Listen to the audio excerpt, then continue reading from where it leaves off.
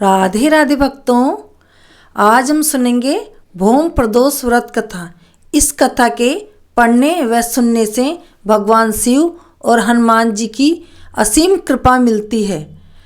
हर माह के शुक्ल और कृष्ण पक्ष की त्रयोदशी तिथि को प्रदोष तिथि का व्रत किया जाता है।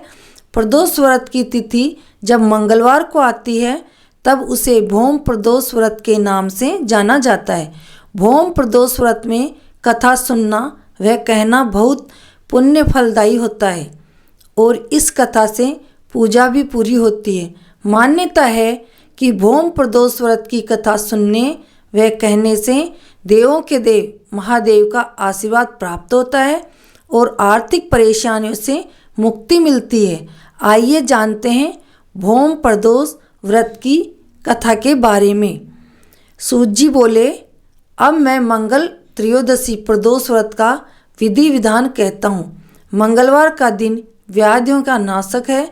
इस व्रत में एक समय व्रती को गेहूँ और गुड़ का भोजन करना चाहिए। इस व्रत के करने से मनुष्य सभी पापों व रोगों से मुक्त हो जाता है। इसमें किसी प्रकार का संशय नहीं है। अब मैं आपको उस बुढ़िया की कथा कहता हूँ जिसने ये व्रत किया वह मोक्ष को प्राप्त हुई। अत्यंत प्राचीन काल की घटना है। एक नगर में एक बुढ़िया रहती थी। उसके मंगलिया नाम का एक पुत्र था। वृद्धा को हनुमान जी पर बड़ी श्रद्धा थी। वह प्रत्येक मंगलवार को हनुमान जी का व्रत रखकर यथाविधि उनका भोग लगाती थी। इसके अलावा मंगलवार को एक न तो घर लीपती थी और न ही मिट्टी खोदती थी। इसी प्रकार से व्रत रखते हुए जब उसे काफ़ी दिन बीत गए तो हनुमान जी ने सोचा कि चलो आज इस वृद्धा की श्रद्धा की परीक्षा लेते हैं। वे साधु का वेश धारण करके उसके द्वार पर जा पहुँचे और पुकारा, है कोई हनुमान का भक्त जो हमारी इच्छा पूरी करे।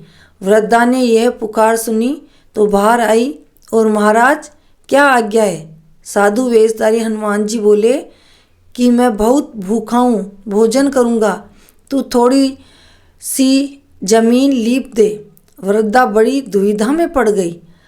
अंत में हाथ जोड़कर प्रार्थना की, हे महाराज, लीपने और मिट्टी खोदने के अतिरिक्त जो काम आप कहें वह मैं करने को तैयार हूँ। साधु ने 3 बार परीक्षा लेने के बाद कहा, तू अपने बेटे को बुला, मैं उसे औंधा लिटाकर उसकी पीठ पर आग जलाकर भोजन बनाऊंगा। वृद्धा ने सुना तो पैरों तले की धरती खिसक गई, मगर वह वचन हार चुकी थी। उसने मंगलिया को पुकारा और पुकार के साधु महाराज के हवाले कर दिया, मगर साधु ऐसे ही मानने वाले न थे। उन्होंने वृद्धा के हाथ से ही मंगलिया को औंधा लिटाकर उसकी पीठ पर आग जलाने को कहा। आग जलाकर दुखी मन से वृद्धा अपने घर के अंदर जा घुसी।